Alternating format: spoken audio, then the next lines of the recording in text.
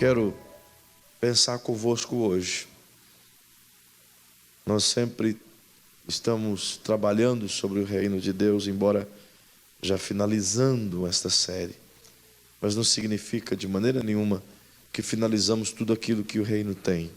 Ao contrário, quanto mais se aprende, quanto mais se busca entender os princípios do reino de Jesus, mais a gente descobre que não sabemos nada. É tão imenso, é tão profundo, é tão perfeito. E às vezes eu me deparo com a palavra e me sinto tão pequeno diante dela, justamente porque ela tem esse poder de fazer a gente olhar como num espelho e se ver a pequenez que a gente tem, a insignificância diante de tanta grandeza. E por isso nos apegamos mais e mais ao Senhor, porque é Ele que nos fortalece. É por isso que João Batista, quando indagado pelos discípulos acerca de Jesus, vocês são sabedores que João Batista iniciou seu ministério anunciando a vinda de Jesus alguns meses antes, e ele conseguiu inúmeros, milhares de seguidores. E quando Jesus inicia seu ministério, Jesus também tem milhares de seguidores, em algum momento mais do que João. E na verdade o ministério que Jesus inicia ainda não era protagonizado o tempo de iniciar, como ele havia dito, mas ele inicia pregando como um dos profetas, como mestre que veio para isso. E João é indagado pelos discípulos, pois João não tinha ciúmes, mas os discípulos estavam com ciúmes dos próprios outros discípulos de Jesus. Então eles disseram a João: João, olha que coisa estranha, aquele homem da qual você prega sobre ele, o Cordeiro que tu dizes ser, o Filho de Deus, ele está batizando no Jordão. Na verdade não era Jesus que batizava, eram os discípulos que batizavam. Mas então disseram: ele está batizando no Jordão e ele tem mais pessoas do que tu, tem mais seguidores do que você. Olha que capciosidade, que gente cheia de picuinhas que andava tentando jogar aquela sementinha de ciúme no coração de João o Batista. E João disse: oh, eu disse a vocês, eu não sou digno de desatar as correias das sandálias que ele calça. Importa que ele cresça e que eu diminua. Oh, como João era incrível. E Jesus mais incrível ainda, porque quando João está preso no cárcere, então ele passa por um momento de angústia lá em Mateus 11. E aquele momento de angústia não é que faz João duvidar de quem Jesus é, mas ele quer uma palavra expressiva se ia começar ou não o ministério, se de fato aquilo que ele havia pregado estava se cumprindo ou não. Nada mais humano, nada mais normal de um homem que está preso, prestes a perder a cabeça. Então ele mandou 2 discípulos falar com Jesus e perguntar a Jesus: tu és aquele que João havia dito que havia de vir, ou virá outro? Aí quando perguntaram isso a Jesus, Jesus diz assim: olha, diga a João que os coxos estão andando, os mudos estão falando, as pessoas possessas de espíritos malignos estão sendo libertas, e a salvação do Senhor está sendo pregada. E os discípulos se contentaram com essa fala e se levantaram para ir falar com João Batista preso. Então Jesus disse: o que vocês fostes ver no deserto? Um caniço agitado pelo vento? Uma voz? Pois eu vos digo, daqueles que nasceram de mulher, ninguém é maior do que João. Uau! Que coisa, né? Jesus nasceu de mulher de igual modo, mas ele diz: ninguém é maior do que João. Por que Jesus diz isso?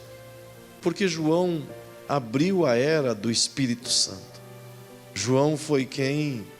E é interessante isso. Eu estava lendo um livro de John Stott e ele cita isso. João Batista, você não vê nenhum livro que João Batista escreveu. Você viu? Você tem algum testemunho de algum milagre que João Batista fez? Não tem. Você tem alguma canção que João Batista cantou e fez um ministério de louvor maravilhoso nas areias do deserto da Judéia? Não tem, Alexandre. Então, quando você olha para um cara que esboça muitos sinais e milagres e as suas credenciais são visíveis por aquilo que ele andou fazendo, você não encontra em João Batista. Mas como é que Jesus diz que um cara como ele, que não tem as credenciais que outros apresentavam de tantos milagres e tantas peripécias espirituais, como é que Jesus diz que João é o maior? É justamente porque nenhum outro profeta foi cheio do Espírito Santo quando ainda estava no ventre. João inaugurou essa era da vivência do Espírito Santo dentro dele. Ele era tomado pelo Espírito Santo o tempo todo. Ele abriu esse leque. E por isso Jesus diz: o cara foi apto para receber o que nenhum outro profeta recebeu. Ele inaugurou um tempo onde o Espírito Santo trouxe o governo do reino de Deus à terra. Por isso Jesus olha para ele e diz: ele é maior. Mas o que me refiro é a humildade de Jesus. Da mesma sorte que João Batista não arrotou para si qualquer vanglória de dizer o quanto discípulos que ele tinha, ele poderia ter dito: peraí, ele tem mais, mas porque ele era meu discípulo também. Mas ao contrário, ele ficou simplesmente dentro do seu círculo de humildade e disse: importa que ele cresça e que eu diminua. E Jesus, da mesma sorte, faz o mesmo com João. Que coisa linda de se ver. É pensando nessas coisas que eu remeto-me a pensar com você em Romanos 8 outra vez. Vem comigo, por favor, aos Romanos, capítulo 8, por bondade. Texto maravilhoso. Texto maravilhoso. Versículo 1 em diante. O apóstolo Paulo traz com maestria, com uma profundidade incrível, algumas revelações maravilhosas. Eu vou pedir com muito amor, como bondosamente foi colocado na tela, eu vou pedir que a gente leia junto até o verso 17. Então eu vou ler o verso primeiro e vocês leiam o segundo e assim sucessivamente. Portanto, agora nenhuma condenação há para os que estão em Cristo Jesus. Verso 2, vocês.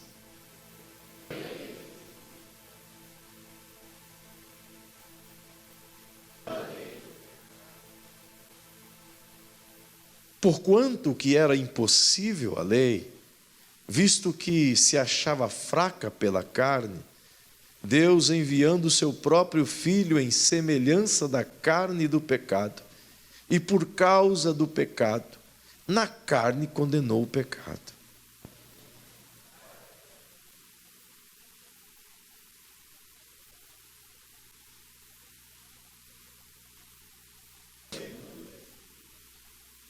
Pois os que são segundo a carne inclinam-se para as coisas da carne, mas os que são segundo o Espírito para as coisas do Espírito.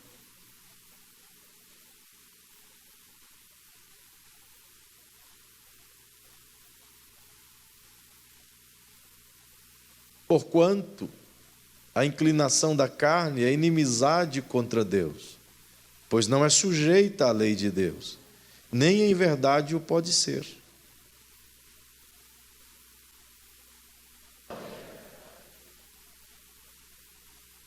Vós, porém, não estáis na carne, mas no Espírito, se é que o Espírito de Deus habita em vós. Mas se alguém não tem o Espírito de Cristo, esse tal não é dele.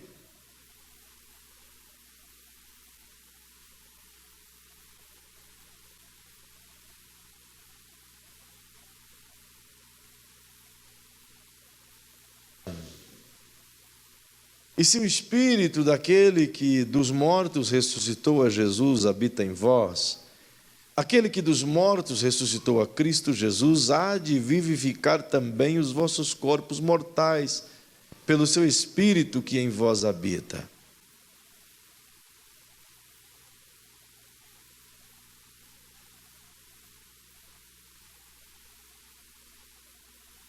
Porque se vivermos segundo a carne, há vez de morrer.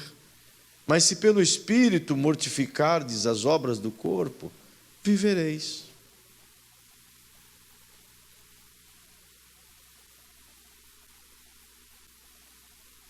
Aleluia. Porque não recebestes o espírito de escravidão, para outra vez estardes com temor, mas recebestes o espírito de adoção, pelo qual clamamos, Abba, Pai.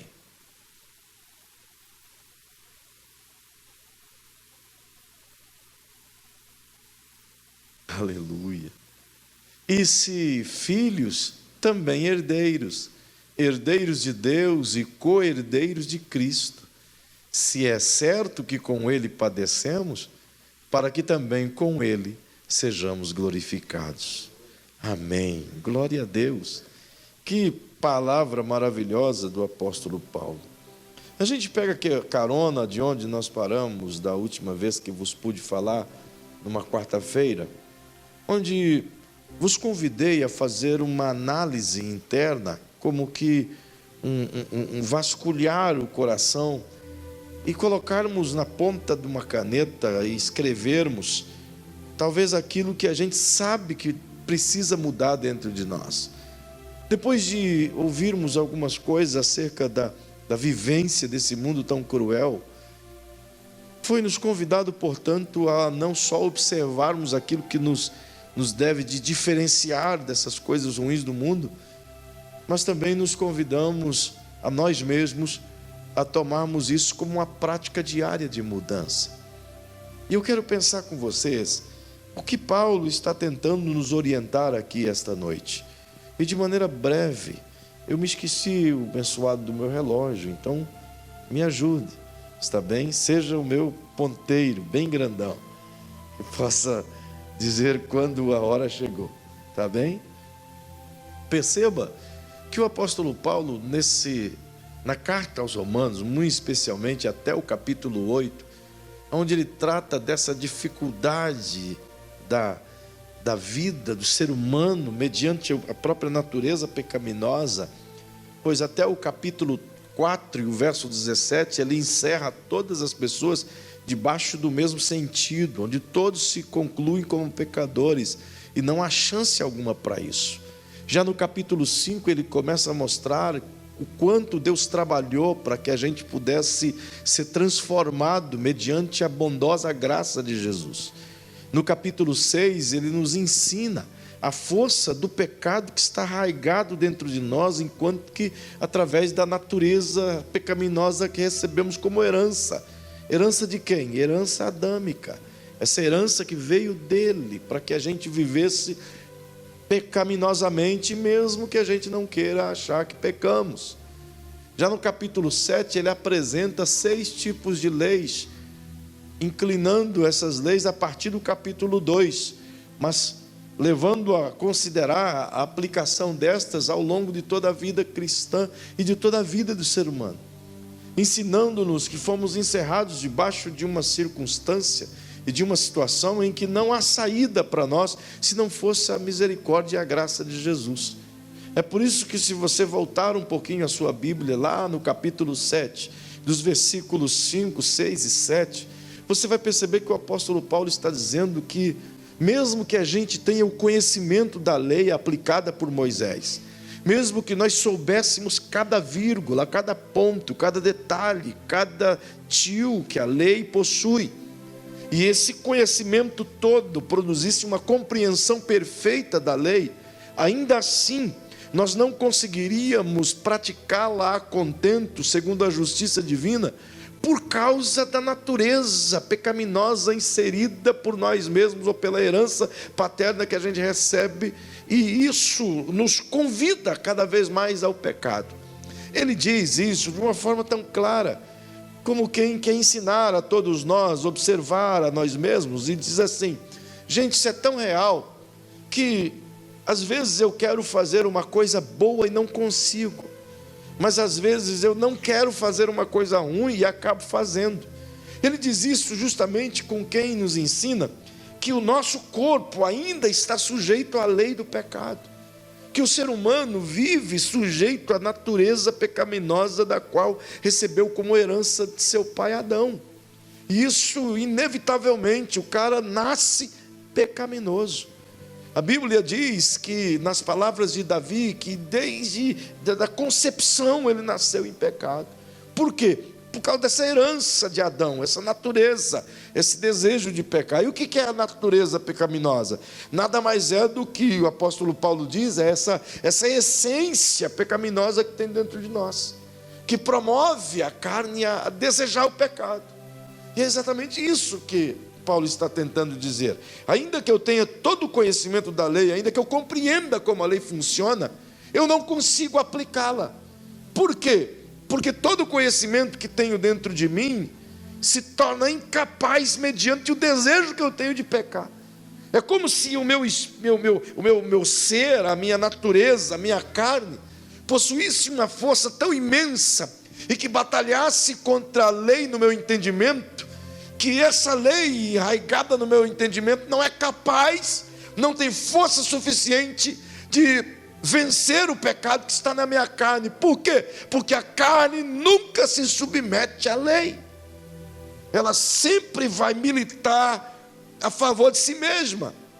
Ele está dizendo que a natureza pecaminosa em mim, ela batalha pelo bem prazeroso da minha própria carne, isto é, o que agrada a mim e ninguém mais, o que gira em torno de mim e ninguém mais, o que importa para mim e ninguém mais.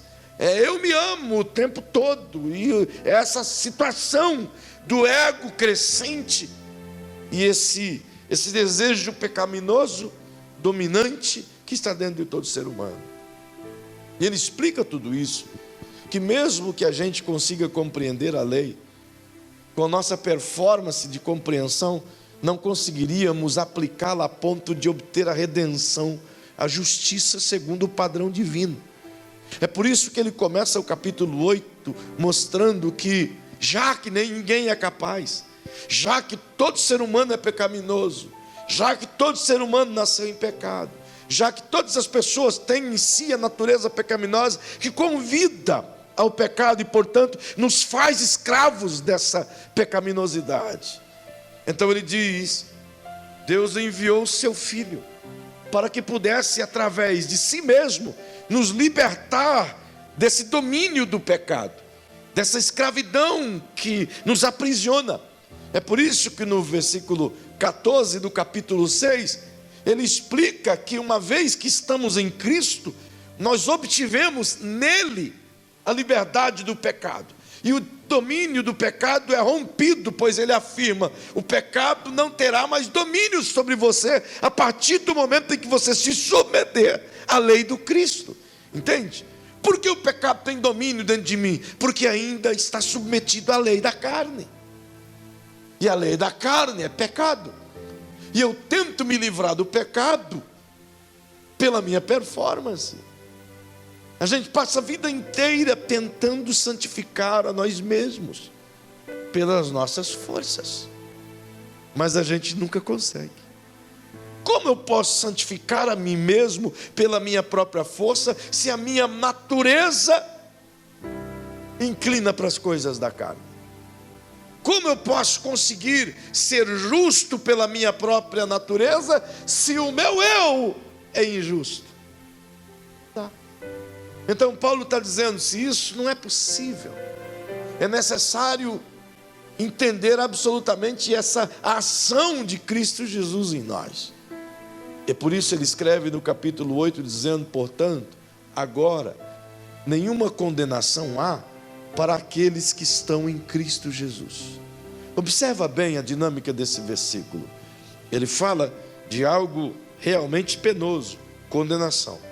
Ele está falando de uma pena eterna.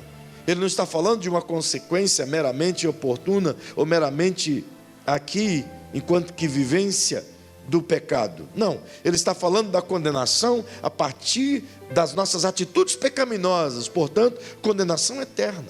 Portanto, escravidão eterna. Portanto, domínio do pecado sobre nós nos leva ao afastamento da divindade para sempre.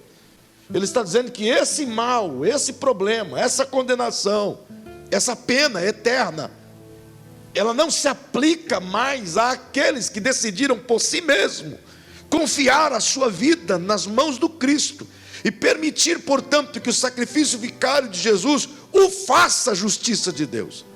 É aí que Paulo ensina que a gente só consegue santificar o nosso corpo a partir do momento que a gente compreende que sozinhos não somos capazes. É impossível aplicar a justiça do Cristo em nós por nós mesmos. Essa condenação é viva em nós, mas agora em Cristo ela deixou de ser ativa em nós. Ela existe, mas não é aplicada àquele que crê. Por quê? Porque o pecado que jazia na nossa carne já foi julgado na carne do Cristo, já foi por ele perdoado, e ele, pagando esse preço, nos deu a liberdade mesmo estando em carne. Que coisa extraordinária. E ele diz que essa condenação não chega para aqueles que estão em Cristo Jesus, mas ele coloca aqui uma importante citação. Ele diz que não andam segundo a carne. Observa bem que a expressão aqueles que estão em Cristo não significa o fato daquela pessoa que diz eu sou de Jesus. Não, meu irmão. Não significa o fato de dizer olha, eu sou membro de uma igreja. Bastando isso. Não significa o fato da pessoa levantar a mão e dizer pronto, eu levantei a mão e disse eu aceito Jesus como meu Salvador e babau, acabou. Tenho eu pensado dentro do meu coração, a gente utiliza essa expressão, aceita Jesus. Aceita Jesus como seu Salvador. Desde que eu me converti, essa expressão é usada. Mas se você estudar o fundo da palavra, é meio esquisito esse negócio. Porque como é que é esse negócio de aceitar Jesus? É Ele que me aceita. Não é eu que tenho que aceitar Ele. Ele não é o pecador, eu é que sou. Ele é que tem a misericórdia, eu imploro pelo perdão. Então eu tenho que mudar isso, eu tenho que receber entendimento dentro do meu coração de que o Cristo é que me dá a oportunidade. Então eu deveria dizer a Ele, recebe-me Jesus, aceita-me Jesus, e não ao contrário, entende? E quando eu olho para as expressões bíblicas, todas as vezes que você encontra alguém se convertendo, a Bíblia cita apenas essas coisas. Você creu em Cristo Jesus? Crie. Então você acabou de recebê-lo dentro de si e ele recebeu você dentro dele. Talvez a gente devesse mudar a nossa expressão, porque talvez isso se torne um tanto que mais real do que realmente acontece. Portanto, o estar em Cristo, queridos, não implica no fato simplesmente de sermos membros de uma igreja ou de caminharmos com Jesus. Quantas pessoas que você conhece que caminhou com Jesus, andou com Ele, ou pelo menos disse que andou, mas cujos os rastros e a forma de viver denuncia que não anda com Jesus coisa alguma? Quantos de vocês conhecem líderes, pastores, ovelhas de um modo geral, cujo currículo do cara é um pau de galinheiro, sujo, cuja história de vida é cheia de problemas? O mínimo que se tem de entendimento é que passou a andar com Jesus, tem que procurar absorver a natureza de Jesus. É por isso que Paulo está dizendo, os que estão em Cristo. Estar em Cristo é permitir que o Cristo governe sobre o meu interior. O meu ser passar a ser governado por Ele em tudo. E é uma luta constante. Que luta é essa? De me submeter ao domínio dEle, de me colocar debaixo do governo dEle. Essa é a minha maior luta. Poucos dias eu vi um quadro grande exposto, e acho que eu vi isso também na internet, mas eu vi no escritório de um irmão, ele colocou num quadro grande assim, escrevendo assim, a maior luta do apóstolo Paulo era travada dentro de sua alma para ele não voltar a ser um Saulo. E essa é realmente a nossa maior luta. É a gente se submeter e se manter submetido ao governo do Cristo. Porque, como a gente sempre afirma, volta e meia, o velho Emerson, a velha natureza, o velho leão, o velho urso, quer sair para fora. E quer dominar o espaço porque ele está aqui dentro. Estar em Cristo implica não apenas em ser membro de uma denominação cristã. Estar em Cristo é permitir que o Cristo nos molde segundo os padrões da sua palavra. É mudar a nossa maneira de pensar, não apenas como que uma metanoia de mente, até porque se mudarmos a nossa maneira de pensar e não mudarmos o nosso comportamento, não mudou coisa alguma. O nosso comportamento é resposta das ações da nossa mente. Quando o Cristo nos convida ao arrependimento, pois eis que ele começa pregando, assim como João Batista pregou, arrependei-vos, porque é chegada a vós o reino de Deus, nos convidando a uma mudança de mente. Ele está dizendo, cara, eu quero ver o seu comportamento ser transparentemente demonstrado através daquilo que a tua mente foi transformada. Ou seja, se eu afirmo que eu me arrependi, que eu mudei a minha maneira de pensar, mas o meu comportamento continua o mesmo.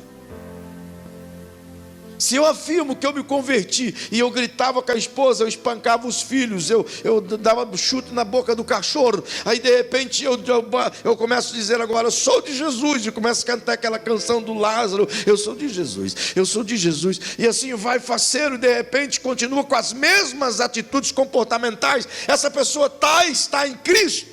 Não está, irmão. Porque não é possível que você conviva com Jesus dentro do seu coração e as atitudes permaneçam iguais.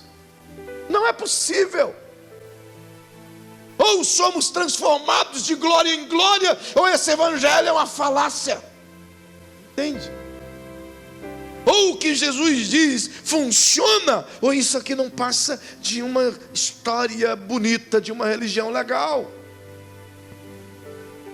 É por isso que nós temos um país onde a igreja faz pouca diferença. É por isso que nós temos uma cidade onde o cristianismo promove pouca mudança. Onde as pessoas se contentam com as desgraças alheias, como que chamando a si a punição divina. Bem feito, sabe? A gente não vê uma igreja cheia de misericórdia e compaixão. A gente é capaz de pecar só de observar as redes sociais dos cristãos dessa geração, por aquilo que eles defendem, por aquilo que eles pregam, por aquilo que eles anunciam, por aquilo que eles compartilham, por aquilo que eles publicam. E isso é uma denúncia do meu próprio comportamento. As pessoas aprovam coisas desagradáveis contra a palavra de Deus. O estar em Cristo implica em querer me submeter a Ele. Diga para quem está ao seu lado, se você estiver em Cristo, você está sujeito às leis do Cristo. Paulo fala das leis do Cristo, e as leis do Cristo estão baseadas em um único código, a lei do amor. Tudo que Cristo propõe é baseado em amor, tudo. Portanto, estar em Cristo é viver esse amor para com Deus e para com o próximo. É, em síntese, exatamente isso. Ele diz que aqueles que estão em Cristo, que não andam segundo a carne, eis aqui um outro efeito, que é problema para a gente, porque está na igreja, mas é carnal. Existem 3 tipos de inspirações. A inspiração divina, que é aquela que nos promove a andar segundo o padrão que o Espírito Santo nos ensina. É divino. É aquela inspiração que vem na tua mente. Sabe quando você pensa algo errado e de repente a tua própria consciência te faz lembrar, opa.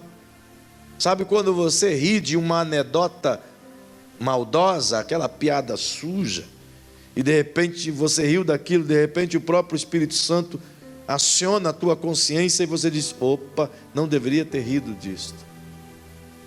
E outras coisas similares. Essa é uma inspiração divina. Mas existe também a inspiração carnal, que está sujeita à minha natureza pecaminosa. Essa natureza pecaminosa é mais ou menos o que Deus disse a Caim. O Caim reclamando das coisas, Deus diz: ô Caim, o pecado vem sobre ti, Caim. Ele está em você. E sobre ele você tem que dominar. É claro que o Caim não conseguiu fazê-lo, porque procedia de dentro dele. Quando a Bíblia fala de concupiscência, é o desejo exacerbado da nossa própria carne em pecar. A natureza pecaminosa nada mais é do que a nascente do desejo de pecar dentro de nós. Entende? Observe que é isso que o Senhor alertou a Adão. Isso não foi uma coisa que nasceu depois da queda. A gente acha que a natureza pecaminosa, o desejo das coisas carnais veio depois da queda. Não, não veio, irmão. Estava no Adão. O Adão foi criado em sua natureza perfeita. Mas a escolha dele propiciou que essa natureza evoluísse cada vez mais a ponto de pecar, colocá-la em prática. É por isso que Deus disse: Adão, eu vou te colocar aqui dentro desse jardim para você lavrar e guardar. Guardar do quê? Guardar do quê, irmão? Guardar da tentação que o levaria ao desejo exacerbado de pecar. Porque do contrário não é livre-arbítrio, você entende? Porque do contrário é mecanismo, não tem liberdade. Mas agora nós podemos escapar dessa condenação se estivermos em Cristo e não andarmos segundo a carne. Andar segundo a carne significa, portanto, realizar os desejos da minha carne. Eu não estou falando de comida ou bebida. E às vezes esse desejo é bom, com certeza. E ele vem de uma forma potencializada quando você decide jejuar. Pensam, se você nunca tem o hábito de tomar café da manhã, mas quando você decide jejuar, a tua barriga diz: eu queria um café da manhã. Não é assim? Às vezes você nem gosta de um ovinho frito, mas aquele dia você está jejuando, a tua boca enche d'água quando você sente o cheiro de ovo frito. Coisa mais triste. É a nossa carne está sujeita aos desejos exacerbados dela mesma. E como que poderia vencer isso? Só o Cristo na própria carne. É por isso que Paulo diz: os que não andam segundo a carne não têm condenação, mas aqueles que não estão em Cristo e que andam segundo a carne estão condenados pela sua própria escolha, querido. Observe que ele diz no versículo 2 e 3: porque a lei do Espírito de vida em Cristo Jesus livrou-me da lei do pecado e da morte. Ele quer me explicar aqui de maneira maravilhosa que não é possível receber de maneira nenhuma o sacrifício de Cristo e os benefícios do reino através do meu próprio esforço. Ele está dizendo que Deus preparou o seu Filho para que na própria carne pagasse o preço do pecado por nós, e por meio desse preço nós nos tornássemos aptos e capazes de receber os benefícios do próprio sacrifício do Cristo. Isto é, ele está dizendo: gente boa, o único jeito de você se santificar, o único jeito de você se manter salvo, o único jeito de você estar em Cristo é se você obtiver ajuda. E ajuda de quem? De um lado você tem um homem como eu, pecador, cheio de falhas, cheio de erros, com intenções pecaminosas, com motivações erradas. No meio você tem um Cristo crucificado, cujos pecados foram colocados nele, e ele pagou o preço de todos. Mas eu não consigo acessar essa bênção, ainda que eu me esforce, ainda que eu queira, ainda que eu me esperneie. Eu não consigo. Por quê? Porque o meu pecado, a minha carne, me chama para as coisas da carne. É como se o Cristo estivesse aqui e uma força contrária me puxa para cá, me afastando dele cada vez mais. Isso é um fato. E essa força contrária opera de duas formas. A natureza pecaminosa em mim é o principal condicionante de uma vida pecaminosa. Mas como se isso fosse pouco, tem Satanás e toda a sua trupe segurando, arrastando, colocando pratos, manjares, ofertas, e só coloca coisa que a carne gosta. E as pessoas dizem: o pecado é ruim. Não. O pecado é coisa boa demais para a carne. A carne ama o pecado, porque o pecado parece bom. E ele é bom, só que a consequência dele é a morte. E é isso que a carne quer. Porque o pecado promove o prazer momentâneo. E a carne não se importa com a eternidade. Ela quer o momentâneo. Ela quer que o eu seja abastecido, que tudo gira em torno de mim. Então ela me afasta da cruz. E eu não consigo, ainda que eu queira. Eu não consigo. E Paulo está dizendo: então o Cristo veio em carne como nós. E o pecado foi lançado sobre ele, mesmo ele não tendo pecado. E cumpriu esse sacrifício, está ali. E agora eu sei que ele fez. Eu sei que ele tem perdoado tudo o que fiz. Mas eu não consigo pegar isso. Você entende? Aí eu preciso de artistas aqui. Eu queria 3 pessoas aqui em cima. Vem cá. 2 grandões, 3 grandões. Vem cá. Vem, artistas. Subam cá. Vamos tentar fazer aqui uma peça teatral. Um impacto permanente. Vamos escolher Jesus. Alexandre aqui. Jesus. Vai para aquele canto lá. Só por causa da barba. Você vai ser o Espírito Santo. Você vai ser eu, o pecador.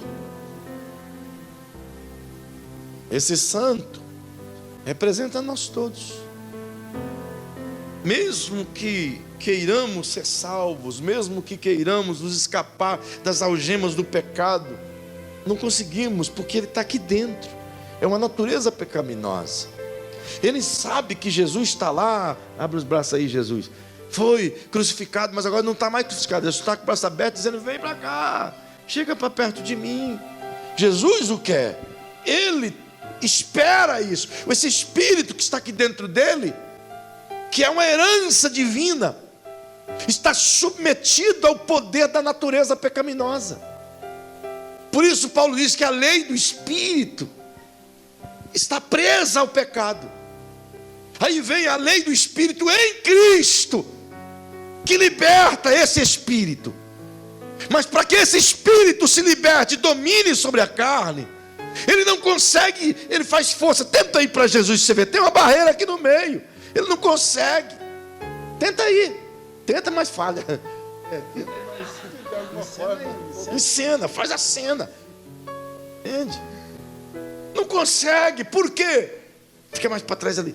Porque a performance humana não é capaz de alcançar a graça divina. Não dá. Paulo está dizendo isso. Jesus fez tudo, mas o homem capturou todo o pecado para si. Ele quer, o Cristo quer. Como fazer? Então Paulo diz: vem Espírito. É por isso que 19 vezes ele fala do Espírito Santo nesse capítulo. Aí o Espírito Santo chega aqui nesse amado e diz para ele: olha, você tentou o tempo todo. Você lutou contra essa natureza pecaminosa a vida inteira. Você vem tentando ser justo, tentando ser certo, tentando alcançar Jesus, mas você não consegue, você está percebendo? E aí ele diz: eu percebo. Como é que eu faço? O Espírito Santo: vem, eu vou te ajudar. Ajuda ele, Espírito Santo. É isso que Paulo está dizendo. Ninguém consegue chegar a Jesus sem o Espírito Santo. Ninguém. Obrigado, artistas. God bless you. Ninguém consegue alcançar esse benefício da cruz sem que o Espírito Santo o leve a isso. Não posso fazer nada sem ele. Então agora Paulo está dizendo assim: uma vez que o Espírito te convenceu e você recebeu o benefício da cruz, agora a tua vida não pode mais ser submetida ao domínio da carne, porque o Espírito te mostrou o caminho legal. Então você agora se submete à direção do Espírito Santo, porque essa direção te colocará em Cristo. Logo perceba que quem te mantém em Cristo é o Espírito Santo. Entende? Nós nos conectamos a Ele e relacionamos com Ele, e Ele tem o papel de nos introduzir ao Cristo e estar em Cristo. É por isso que Ele nos leva a essa compreensão no versículo 5, dizendo: os que são segundo a carne inclinam-se para as coisas da carne, mas os que são segundo o Espírito, para as coisas do Espírito. A inclinação da carne é morte, mas a inclinação do Espírito é vida e paz. A inclinação da carne é inimizade contra Deus, pois não é sujeita à lei de Deus, nem o verdade pode ser. Portanto, os que estão na carne não podem agradar a Deus. Olha o que Paulo está dizendo, isso é muito sério. Se vive debaixo da natureza pecaminosa, é inimigo de Deus. Não há relacionamento. Se eu decido me sujeitar ao domínio do pecado em mim, eu estou anulando a graça do Cristo, cujo Espírito me ofereceu. Eu não a quero, eu prefiro a carne, então não agrada a Deus. E ele diz assim: vós, porém, isso é maravilhoso, não estáis na carne, mas no Espírito. E se é que o Espírito de Deus habita em vós. Mas se alguém não tem o Espírito de Cristo, esse tal não é dele. Agora eu gostaria que você olhasse para quem está pertinho de você e diga: e você tem o Espírito de Cristo? Você tem o Espírito de Cristo? Quem é que tem coragem de levantar a mão e dizer: eu tenho o Espírito de Cristo? Essa é a maior certeza que um crente tem que ter. Porque se não tiver isso, não tem o Cristo. Como isso é sério na vida. Se eu não tiver essa certeza retumbante em mim, isso não é uma falácia de boca. Isso tem que arder aqui dentro, irmão. Tem que estar vivo na minha consciência, tem que estar operando sobre o meu desejo pecaminoso. Quando o desejo pecaminoso vem, o Espírito diz: isso te afasta de Deus, não queira. Pois o Espírito não opera sobre a lei do medo, mas ele opera sobre a lei do amor. E como que é operar sobre a lei do amor? Bem, eu não peco, ou eu não quero pecar, porque a igreja me disse para não pecar. Eu não quero pecar, não é porque o pastor me disse que eu não posso pecar. Eu não quero pecar, não é porque o estatuto da igreja diz para mim não pecar. Eu não quero pecar, porque se eu pecar, eu vou perder essa comunhão com Jesus. E eu jamais quero perder o colo de meu Pai. O pecado tem essa força de nos afastar de Deus. Não é Deus que se afasta de nós. O pecado nos expulsa da presença de Deus. Entende?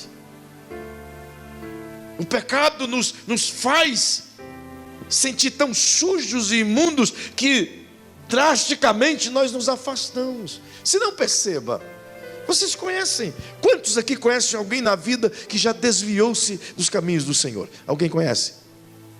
Levanta a mão, só quem conhece. Todo mundo. Perceba, quando peca, é preciso alguém dizer: você pecou, se afaste da igreja, se afaste de Deus? Não.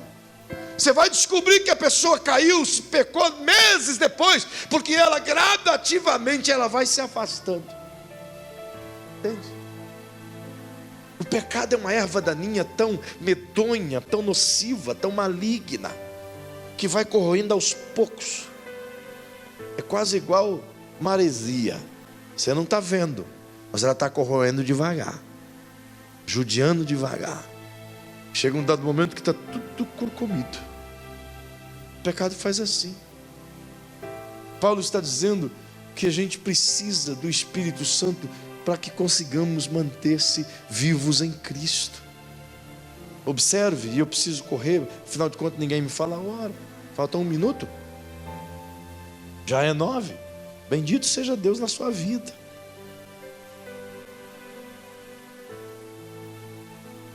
Uau!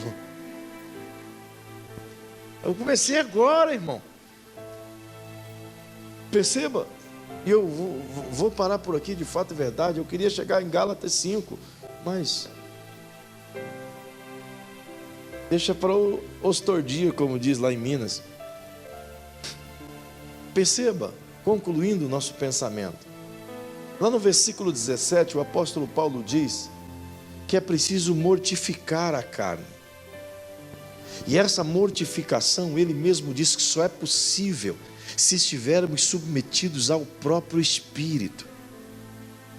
É o relacionamento com o Espírito Santo que me leva a mortificar a carne diariamente. Significa, portanto, que eu posso fazer jejum a vida inteira, mas se o Espírito Santo não estiver me guiando nisso, de nada adianta, é passar fome. Entende? Eu posso ser o cara mais piedoso, mas se não for pelo Espírito, é perda de tempo. Minha esposa esteve comigo na Ásia há poucos dias, ela viu o quanto isso é sério. As pessoas na Ásia, milhões e bilhões de pessoas, são extremamente piedosas. Tem um temor, você não vai ver um hindu ou um budista ou um confucionista entrar no templo de cabeça levantada, de calçado nos pés. Você não vai ver ele passar diante de um altar sem fazer os seus sacrifícios. Tal é a devoção, tal é o entendimento que ele tem de divindade, mesmo que seja errado, enganado. Mas é incrível quantos cristãos que não eram seguidores de Jesus na prática, que não eram salvos e tinham apenas Jesus como seu único Salvador, e que quando decidiram seguir a Cristo e conhecer as Escrituras como ela é, perceberam que estavam no caminho completamente enganoso, embora parecia legal. Só que quando ele estava num caminho enganoso, que parecia legal, não faltava uma missa ou uma sessão. Era devoto em tudo, cumpria todos os rituais, comprava as velas das cores certas, fazia os sacrifícios nos momentos certos, acordava na hora certa de cumprir os seus votos. Mas depois que ele se torna evangélico, que aprende a amar a Jesus, ele esquece a devoção e agora ele vai à igreja uma vez por mês, quando vai. Entende? Submeter-se ao governo do Espírito é fazer a vontade do Espírito, em compreensão, em atenção, em bondade, em fidelidade, em lealdade, em palavras boas, abençoadoras, cuidadoras, zeladoras. Eu estou aqui. O Espírito Santo quer me fazer chegar até ali. Eu sou o único, além do Espírito Santo, capaz de saber essa distância que eu estou. Nenhum de nós aqui tem autoridade ou poder de dizer fulano está mais perto da estatura de Cristo ou ciclano está mais longe. Por isso Paulo disse, escrevendo aos Coríntios: julgue cada um a si mesmo. Precisamos fazer isso. Precisamos pedir ao Espírito Santo que Ele nos dê a fita métrica e que nós mesmos meçamos a distância que estamos da perfeição do Cristo. Mas eu termino te dando esse conselho: não tente chegar lá sozinho, você não vai conseguir. Não tente ser bom sozinho, você não vai conseguir. Não tente ser justo sozinho, você não vai conseguir. Felizes são aqueles que optam pela presença maravilhosa do Espírito Santo. Então o conselho que te dou essa noite é: ao amanhecer o seu dia, diga: Espírito Santo, guia-me em todo o tempo. Vai comigo para o trabalho. Quando você estiver na sua máquina, no trabalho, diga: Espírito Santo, coloque a sua mão sobre a minha, ilumina meu entendimento. Estiver dirigindo, pergunta para ele: Espírito Santo, posso atravessar essa rua ou não posso atravessar essa rua? Deixa ele guiar o seu caminho. Mas a gente não faz isso, não é? Porque a gente entende que somos dominados por nós mesmos.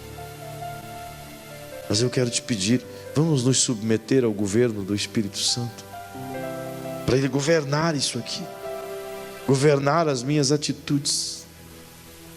Volta e meia, a gente perde a estribeira e acaba errando, não é? Em algum momento você fica nervoso e peca e sei lá, faz alguma coisa errada. É nesse exato momento que o Espírito Santo entra em ação e a gente tem de dizer a Ele: Senhor, acabei de errar, corrige isso aqui, corrige. Se você pedir a Ele, Ele vai te ajudar. Peça mais para Ele te corrigir do que para Ele te dar coisas. Entende? Pois foi isso que Jesus orientou: buscai em primeiro lugar o reino de Deus e a sua justiça, e as demais coisas vos serão acrescentadas. O que Jesus está dizendo é: busque primeiro esse conserto interno, pois o Pai sabe o que você precisa antes mesmo de você falar. O Pai sabe o que você acabou de pensar antes mesmo de você pensar. E a gente é tão tolo, e eu quero orar com você nisso, queria que você ficasse em pé. A gente é tão tolo, sabe, Alexandre, que a gente acha que Jesus não está vendo. A gente acha, Josué, que o Espírito Santo não está vendo as nossas ações. Sabe quando a gente tenta enganar Deus? Tipo assim, na nossa simplicidade, a gente comete algumas coisas e tentamos esconder da esposa, do esposo, dos filhos, ou do pai, ou da mãe, do patrão, como se o Senhor não estivesse vendo. Como somos tolinhos. Não há nada escondido diante dele. E diz a Bíblia que não há nada encoberto que não há de ser revelado. É por isso que a nossa vida precisa ser uma transparência diante dele. Porque ai de nós, se ele tirar o tapete de cima de nossa sujeira. Que ele faça isso no privado. Não poucas vezes eu oro assim essas madrugadas aqui: Senhor, tira meu tapete aqui, mexe com os meus móveis de lugar, vai essa casa, Senhor, porque só eu tenho domínio sobre mim mesmo, só você tem o domínio sobre você mesmo. Eu quero te convidar essa noite, em nome de Jesus, a pedir esse auxílio do poderoso Espírito Santo, até para ele mortificar essa carne, sabe? Quem aqui está cansado de pecar na mesma área ao longo de muitos anos? Tem alguém aqui assim como eu? Eu estou cansado de repetir os mesmos erros, as mesmas falhas. Vamos mudar isso. Como, pastor? Já tentei e não consigo. Você não vai conseguir mesmo. Mas o Espírito Santo aí dentro de você consegue. Ele sabe aonde apertar. Ele sabe aonde limpar. Ele sabe qual é a ferida aberta. Ele sabe qual é o carnegão que precisa tirar. Quem é da minha idade sabe o que é pereba. Perebento. Você já foi perebento? Não, não já. Pereba é um negócio esquisito, irmão. Aqueles tumorzão, sabe? Eu tenho várias marcas na perna das pereba. Era cada bitela. E às vezes, Vanilton, ela criava aquela casca preta. E parecia que estava sarado aquilo. E minha mãe, pensa numa velhinha dura na queda, ela dizia: tem que sarar isso aí. Mas mãe, está sarado, está casca preta já. Ela dava um jeito, arrancava aquela casca e apertava. E ela dizia: tem que sair o carnegão. Nunca quis entender o que é carnegão. Coisa esquisita da pega. E era um negócio esquisito mesmo. E quando saía aquele trem, doía, a gente mordia sabugo de milho. Você não passou por isso, né? Pobre passou. Enfim, o sabugo virava chupeta. Mordia aquilo, irmão. Nossa, mas doía. E depois ela tacava a lepside. Ficava aquele trem violeta, bonito. Várias violetas assim na perna. Legal. Mas o trem, no outro dia, amanhecia seco, limpo. Mas enquanto não tirava o carnegão, e para tirar o carnegão tem que pegar bem longe assim e ir apertando. É igual tirar um berne. É de longe. É isso que o Espírito Santo tem que fazer em algumas coisas na nossa vida. A casca está aí, mas o carnegão está lá dentro. Por isso que volta nas mesmas coisas. Por isso que às vezes comete as mesmas coisas que a esposa está cansada de falar, que o marido está cansado de repetir. Enquanto não tirar o carnegão, esse pecado vai continuar voltando. E o único que pode apertar sem você gritar de dor se chama Espírito Santo. Quer se submeter a Ele? Alguém aqui esta noite quer se submeter a Ele? Eu vou pedir para você inclinar sua cabeça.